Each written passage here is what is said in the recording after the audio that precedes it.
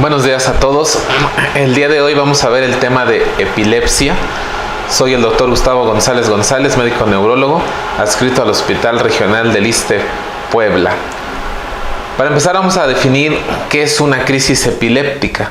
Una crisis epiléptica es la aparición transitoria de signos y o síntomas provocados por una actividad neuronal anómala, excesiva o simultánea en el cerebro, de acuerdo a la Liga Internacional contra la Epilepsia, que es las guías que vienen en dicha página y que pueden ser consultadas en la página de internet.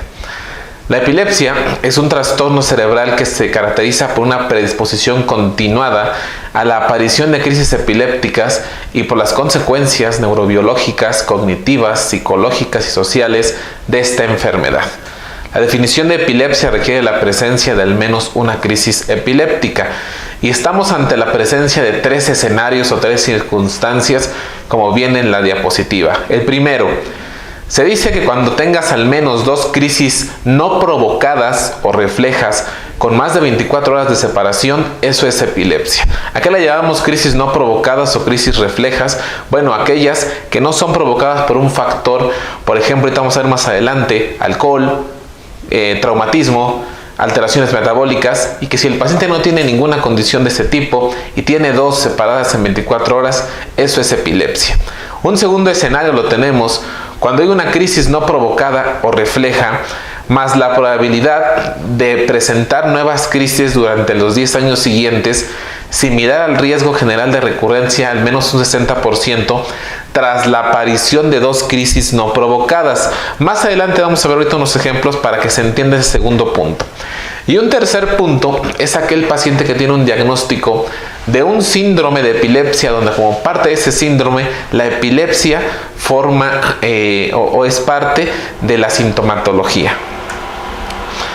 Una crisis provocada por un factor transitorio que actúa sobre un cerebro por lo demás normal para que reduzca temporalmente el umbral de crisis, no se considera diagnóstico de epilepsia. Ejemplo, ingesta de alcohol, una contusión, en el caso de los niños fiebre o alteraciones hidroelectrolíticas. Es decir, llega un paciente al servicio de urgencias, a atención médica hospitalaria en una parte, digamos, inicial, y el paciente se le toman laboratorios y nosotros encontramos que el paciente viene el familiar y refiere que convulsionó 2, 3, 4 ocasiones.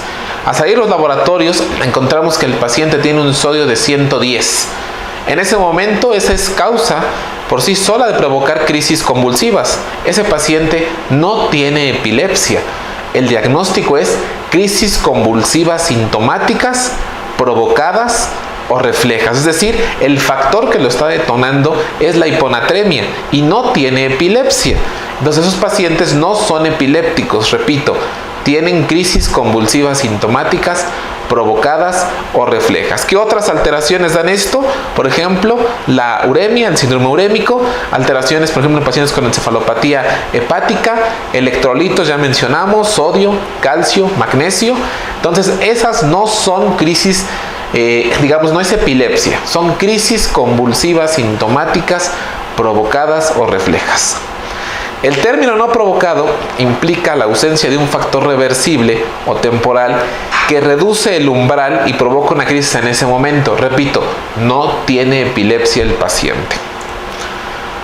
Pacientes, en el punto número 2, que es el punto que habíamos visto lo vamos a repetir y vemos el ejemplo. Que es una crisis no provocada o refleja, más la probabilidad de presentar nuevas crisis durante los 10 años siguientes, similar al riesgo general de recurrencia de al menos 60% tras la aparición de dos crisis no provocadas. Ejemplo,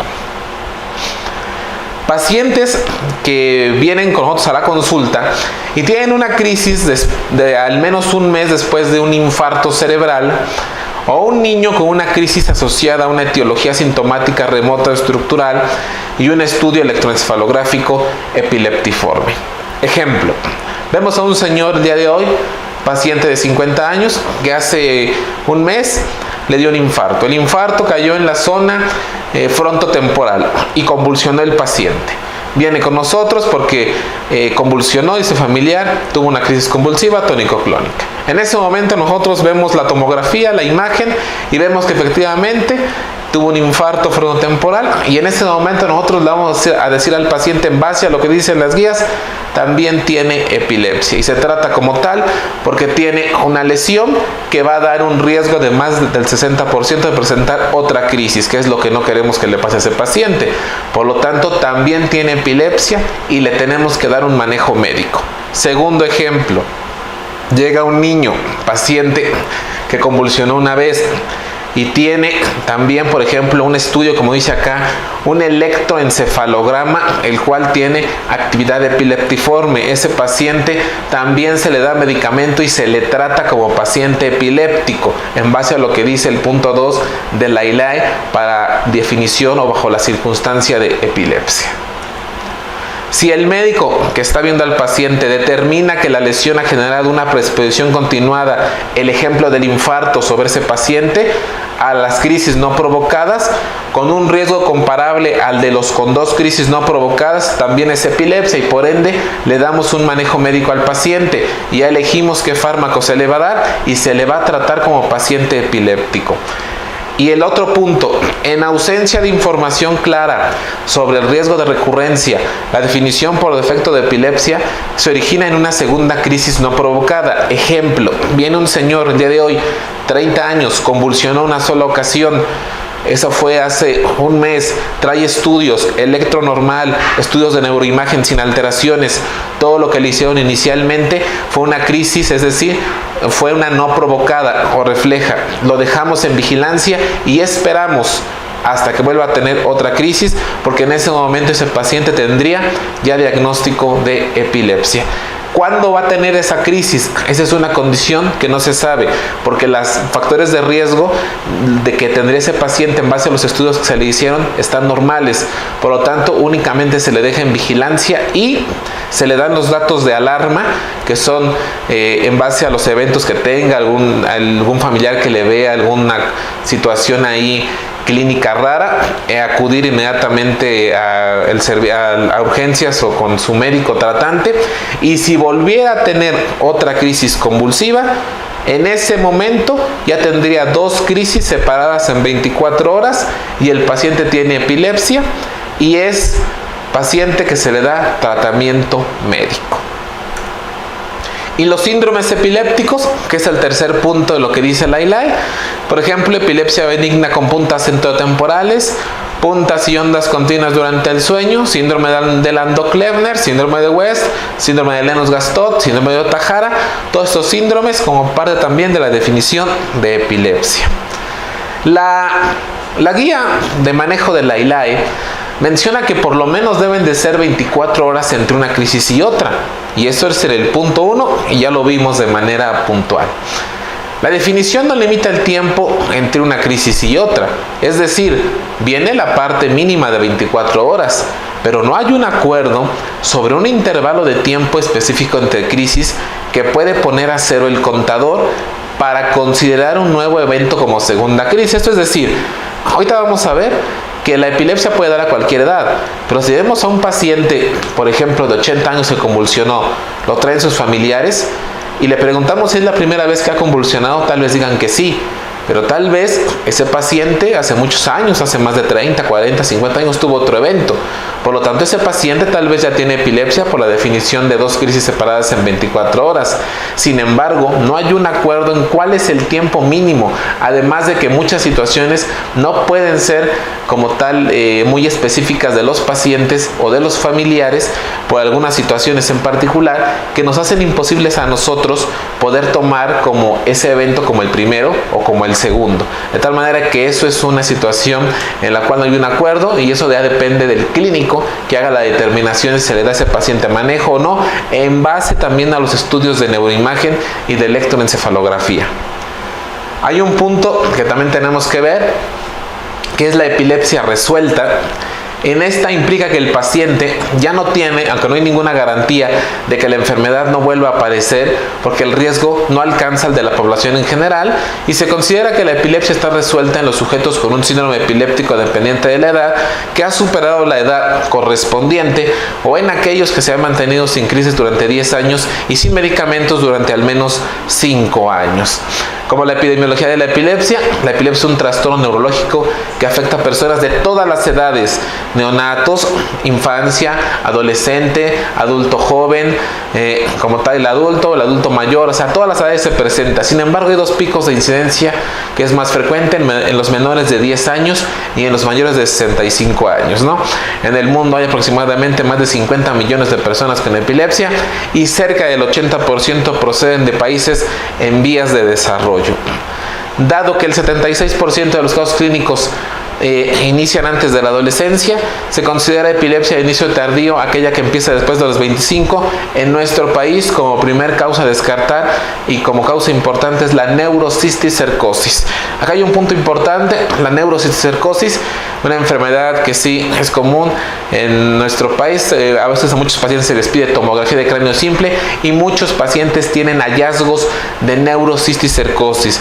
Los cisticercos tienen que estar en zonas que nosotros los médicos catalogamos como epileptógenas, para considerar al cisticerco como la causa de las crisis, porque muchos pacientes tienen cisticercos pero no están en zonas epileptógenas y no se considera como la causa. Por eso es importante siempre ver a un especialista del área. Hay una nueva clasificación de los términos de epilepsia. Ya no se usa, aunque muchos médicos lo siguen usando, el término idiopático, sintomático, criptogénico, postraumático. Todos esos términos son obsoletos. Ahora lo que se usa son 3 términos, y son el término de epilepsia genética, estructural metabólica y de causa desconocida. Repito, ya no se usan los términos idiopática, sintomática, criptogénica. Eso es obsoleto. La causa genética es el resultado directo de un defecto genético que se conoce o que se supone que existe, en el que las crisis son el síntoma fundamental de la alteración. Ejemplo, el gen SCN1A en el síndrome de Dravet. El hecho de que se determine como genética la naturaleza de la enfermedad no excluye la posibilidad de que otros factores también influyan en la expresión de la enfermedad. La otra causa es la causa metabólica o estructural, donde existe una condición en que estudios apropiadamente diseñados se ha demostrado que se asocia con un riesgo significativamente mayor de desarrollar epilepsia. Ejemplo de esto: el evento vascular cerebral, los traumatismos y las infecciones. También pueden ser de origen genético, por ejemplo como la esclerosis tuberosa, donde hay malformaciones del desarrollo cortical. Y de causa desconocida, desconocido tiene la intención de ser neutral y designar el hecho de que la naturaleza de la causa subyacente es desconocida todavía. Puede tener en su núcleo un defecto fundamentalmente genético, o puede ser la consecuencia de una alteración diferente y todavía no conocida. Ejemplo, causas moleculares, antes llamadas criptogénicas, término obsoleto. Entonces, la causa desconocida no es que no tenga una causa, sí la tiene. Sin embargo, no es posible, no es factible determinarla tal cual, y máxime en países en vías de desarrollo como el nuestro, donde los estudios son muy limitados. La clasificación: hay una clasificación de las crisis convulsivas y una versión básica, la pueden encontrar en la página de la ILAE, y una versión ya más desglosada. Antes nosotros aprendimos, y muchos médicos siguen usando los términos parcial simple y parcial complejo, términos ya no usados. Ahora se usa el término focal simple y focal complejo. ¿En qué se diferencian? Bueno, la focal simple es una crisis sin pérdida del estado de alerta, focal complejo con pérdida del estado de alerta. Entonces hay de inicio focal con pérdida del conocimiento, o focal complejo con pérdida del conocimiento, de inicio motor y de inicio no motor. Un subtipo tipo, que es de focal a bilateral, tónico-clónica, las de inicio generalizado, que son de dos tipos, motoras, que son las tónico-clónicas u otras motoras, y las no motoras, que son las ausencias, que es una patología de los niños, y las de inicio desconocido, que son motoras también, no motoras y un rubro de no clasificadas. Y la versión expandida, que la pueden encontrar ustedes en la página de la ILAE, que viene igual, únicamente vemos más desglosado la parte de inicio motor, que puede tratarse de automatismos, crisis atónicas, crisis clónicas, espasmos epilépticos, crisis hipercinéticas, mioclónicas, tónicas, y las de inicio no motor, que pueden ser también autonómicas, de arresto del lenguaje, cognitivas, emocionales o sensitivas, y las de inicio generalizado, que pueden ser las que más comúnmente nos mencionan los pacientes, tónico-clónicas, pero también únicamente hay clónicas, tónicas, mioclónicas, atónico-mioclónicas. Las no motoras, ausencias, se dividen en típicas, atípicas, mioclónicas o la mioclonía palpebral, y las de inicio desconocido, que pueden ser motoras y no motoras. Como parte de la integración, en una parte de un resumen, tenemos que las crisis pueden ser focales, ya dijimos, y generalizadas. Ya no es correcto usar el término parciales, un término obsoleto.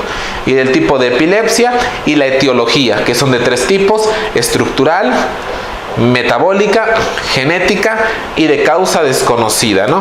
Infecciosa acá viene, por ejemplo, que es una condición más básicamente estructural. Inmune, por ejemplo, puede ser también estructural y de causa desconocida.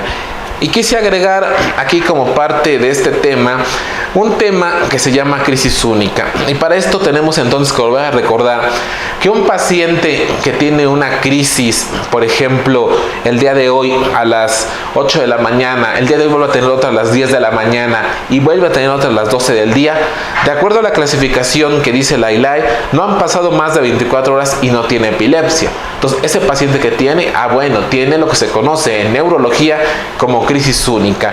Y nosotros abordamos este tema porque es muy importante, sobre todo porque muchos pacientes llegan al servicio de urgencias o acuden con médicos de primer contacto, donde únicamente tienen un evento convulsivo, o repito, pueden tener 5 o 6 en menos de 24 horas, y eso es crisis única. Y hay que saber abordar este paciente con los estudios pertinentes para saber qué es lo que se va a hacer con él, si requiere manejo médico, si no requiere manejo médico, y qué tipo de condición se le va a otorgar hacia el futuro. Entonces ya hemos visto las crisis sintomáticas, que son las que se relacionan con otro tipo de situaciones que no requieren manejo antiepiléptico porque no son epilepsia, son crisis convulsivas sintomáticas, reflejas o provocadas, las cuales tienen en su contexto, como aquí lo menciona en la diapositiva, alteraciones metabólicas, alteraciones infecciosas, alteraciones tóxicas, y las cuales tienen un tratamiento particular. Lo primero que hay que hacer cuando tenemos un paciente con crisis única, determinar si el episodio fue real de una crisis convulsiva epiléptica o es otra entidad clínica. Ejemplo, puede ser un síncope, puede ser una migraña, una reacción farmacológica, efecto de drogas, y lo que se conoce, que también es muy común, que son las crisis convulsivas no epilépticas, es decir, la pseudocrisis. Y para esto necesitamos siempre, cuando vemos a un paciente, nosotros que nos dedicamos a ver pacientes de epilepsia, siempre preguntar si vio un tercero o un testigo al paciente, qué fue lo que hizo, qué movimientos hizo, la mayor descripción posible que se pueda del paciente, porque en muchas crisis, ustedes ya lo vieron, el paciente pierde el conocimiento y él no es al que le podemos preguntar, sino hasta que después recupera la conciencia. Pero mientras, se le puede preguntar a los testigos, a los familiares, quién lo logró ver. Siempre, como parte del abordaje, una exploración neurológica completa. De ahí la importancia de que los médicos de primer contacto, los médicos de urgencias, sepan exploración neurológica. Porque la exploración neurológica no es exclusiva de neurología. Esto lo debe de saber el médico general como parte de un abordaje de un paciente que tiene este tipo de patologías. Porque si nosotros no exploramos a un paciente, estamos cometiendo un grave error y vamos a tener después consecuencias. Entonces pueden ser provocadas o pueden ser no provocadas. Siempre habitualmente nos apoyamos de la neuroimagen. Inicialmente en algún servicio, pues de lo que tenemos a la mano de primera instancia es la tomografía de cráneo, ¿no? Donde podemos ver a lo mejor a veces ya tumores, lesión vascular y los cisticéricos. El que a un paciente se le haga una tomografía y no arroje nada, no quiere decir que no tenga nada el paciente, y hay que hacerle posteriormente una resonancia magnética. En muchos lugares ven a la resonancia magnética como si fuera un estudio de muy sofisticado. Ese es un grave error que se comete en muchos hospitales, donde ven a esos estudios como si fueran realmente un estudio sofisticado, y no, son parte de los abordajes de un paciente que se le tiene que hacer resonancia magnética. Vienen las guías de manejo, pero inicialmente una tomografía, pero posteriormente también se la aborda con resonancia, porque hay muchas lesiones que jamás vamos a ver en tomografía y que solamente son visibles en resonancia magnética. Laboratorios en un paciente con crisis única, ya vimos, diometría hemática completa, glucosa, sodio, calcio y magnesio. ¿Por qué? Porque esas son causas de crisis convulsivas provocadas, sintomáticas o reflejas, y no son epilepsia. Entonces el tratamiento es enfocado a corregir la glucosa, corregir el sodio, corregir el calcio, corregir el magnesio, ¿no? En algunos pacientes incluso depende de la clínica que tengan. Por eso es importante, repito, explorar a un paciente. Si un médico que ve a un paciente que convulsiona, tiene además otro tipo de alteraciones y tiene rigidez de nuca, ese paciente tiene una neuroinfección. Pero ¿cómo se va a saber eso? Hay que revisar al paciente. ¿Es factible? Potencialmente hacerle una punción lumbar. Todo paciente que llega a urgencias con una crisis, también ya vimos como parte de las crisis provocadas, sintomáticos o reflejas, efecto de tóxicos, ¿no? Y un gráfico que nos muestra las causas por edad, ¿no? Donde la de 0 a 4, por ejemplo, es la infección. Luego ya en una etapa de 15 a 35, pues lo más común es el trauma, ¿no? Y la causa más común de crisis convulsivas en un paciente mayor de 65 años es la enfermedad vascular cerebral. ¿Qué tratamiento se le va a dar a un paciente que tiene una primera crisis? Bueno, eso lo determina el médico en base a los estudios que se le pidan. Volvemos a repetir, las crisis convulsivas provocadas, sintomáticas o reflejas, no se les dan fármacos antiepilépticos, únicamente se le da lo que se cataloga como crisis única bajo ciertas condiciones que el médico establece, o a aquellos pacientes que tienen epilepsia. ¿Qué fármaco vamos a elegir? Bueno, hay muchos fármacos. También es otro error garrafal que hacen en muchos servicios de urgencia, sobre todo, que fenitoína a todos los pacientes. No es el único fármaco, hay muchos fármacos, hay valproato, levetiracetam, oxcarbazepina. Hay muchos fármacos que se usan, y que eso va a depender de la edad del paciente, del tipo de crisis, comorbilidades, y en base a eso se elige el mejor fármaco para el paciente. No la fenitoína, no porque todo el mundo use fenitoína, no porque eso se haya aprendido hace mucho tiempo, quiere decir que sigue siendo el tratamiento de elección. Eso es mentira. Hay otros fármacos, hay otro tipo de medicamentos que podemos darle a un paciente, del cual puede tener mayor beneficio y menos efectos secundarios. No solo fenitoína existe, ni carbamazepina. Hay muchos fármacos que podemos usar. Porque es importante tratar la crisis única en base a lo que vamos a ver ahorita al final, que es un diagrama de flujo que nos enseña perfectamente qué vamos a hacer ante un paciente con crisis única. ¿Por qué? Porque la primera crisis tiene un riesgo de recurrencia del 33%, pero la segunda ya asciende a un 73% y la tercera un 76%. Derivado de este incremento del porcentaje, es importante mencionar que en una segunda crisis un 73% es muy alto, y que al paciente le puede dar en la calle, en el trabajo, incluso en su casa, y tener complicaciones graves de una crisis convulsiva. ¿Cuáles son los factores de recurrencia? Y esto el médico lo determina, o lo determinamos, pues que tenga una edad menor de 16 años, que tenga historia familiar de epilepsia, que inicie con estado epiléptico, por ejemplo, ¿no? Que tenga un tumor, que tenga descarga epileptiforme en el electroencefalograma, que tenga parálisis de TOD, que tenga crisis previas provocadas, que tenga crisis nocturnas, en el caso de los niños, crisis febriles previas, ¿no? Cuando tratar desde la primera crisis? Bueno, iniciar tratamiento con fármaco antiepiléptico depende del juicio en el riesgo-beneficio individual y acorde al médico. Este es el diagrama que les quiero enseñar. Entonces vemos un paciente que tiene crisis de nuevo inicio. Va a haber dos escenarios acá. Entonces vemos por ejemplo el escenario donde el paciente le pedimos el abordaje y donde tiene un electroencefalograma. Haciendo un paréntesis en esto, el electroencefalograma es una herramienta muy útil bajo una condición en particular que se ha solicitado de manera indicada para el paciente.